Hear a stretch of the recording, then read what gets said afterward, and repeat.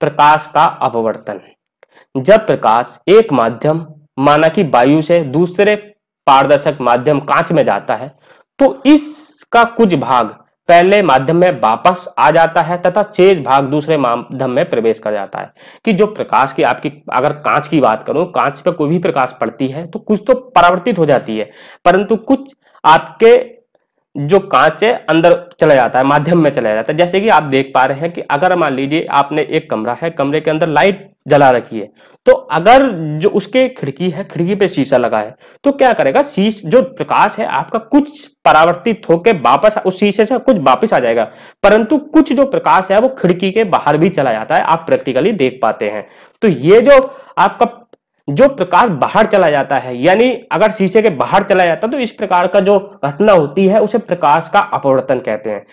जैसे देख लीजिए, जब यह दूसरे माध्यम में गुजरता है तो इसकी संरचना दिशा परिवर्तित हो जाती है, यह तो अभिलंब की ओर झुक जाती है या अभिलंब से दूर हट जाती है, यह घटना अपवर्तन कहलाती है। जब भी एक अगर मान लीजिए कांच का टुकड़ा है और इस आपके इस पॉइंट पे ये पड़ रहा है, तो क्या होगा, आपतित किरण आपकी इस पॉइंट पे पड़ेगी और कुछ किरणें आपकी क्या परावर्तित हो जाएंगी। इस किरणें अगर इस पॉइंट पर पड़ रही हैं तो कुछ किरणें तो आपकी परावर्तित हो जाएंगी, कुछ किरणें जो है आपकी ये अंदर भी चली जाएंगी, यानी ये अपवर्तित भी हो जाएंगी। तो इसमें क्या होगा, जो अगर आपका कोई भी पहला माध्यम, मान लीजिए मैं इस माध्यम है, जो ये वाला जो ऊपर का माध्यम है ये आपका वायु है और ये वाला आपका माध्यम ये शीशा है।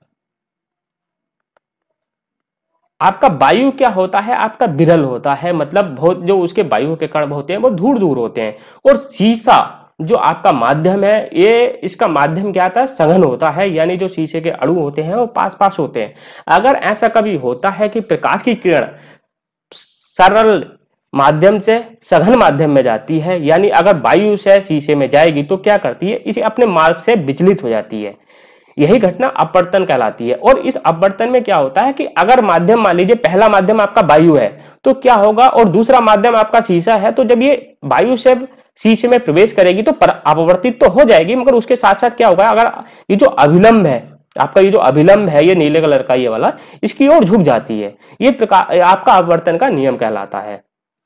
अगर इसी के साथ साथ क्या होगा, आपकी कोई भी आपकी अगर मैं जस्ट अपोजिट कर दूं, आपका ये शीशा हो गया, उसी के साथ ये वायु, अगर ऐसा कभी होता है, मान लीजिए ये आपका है, तो क्या करेगा, ये आपका अभिलंब है, मान लीजिए अभिलंब डाल दिया, तो ये क्या होगा, आपने शीशे से ये करा तो ये क्या होगा, आपका अभिलंब की ओर, अभिलंब से दूर जाएगी। जैसे कि ये अभिलंब की ओर जा रही है, ये अभिलंब से दूर जाएगी, ये जस्ट अपोजिट में होगा। और अपवर्तन के नियम पढ़ लेते हैं। अपवर्तन के दो नियम हैं इसके भी। पहला अपवर्तन का नियम है आपतित किरण, आपतन बिंदु पर अभिलंब तथा अपवर्तित किरण तीनों एक तल में होते हैं। इसका ये भी नियम बिल्कुल एक जैसा ही होता है परावर्तन की तरह। और इसका दूसरा कोण नियम होता है आपतन कोण की जिया व अपवर्तन कोण की जिया का अनुपात एक नियतांक होता है, जिसे एक माध्यम का पहले माध्यम के सापेक्ष अपवर्तनांक कहते हैं, यानी sine i upon sine r equal to constant. इसे स्नेल का नियम भी बोलते हैं और इस कॉन्स्टेंट को ये भी बोलते हैं μ1 अपॉन μ2। तो यानी जो पहले माध्यम के सापेक्ष दूसरे माध्यम का जो अपवर्तनांक होता है।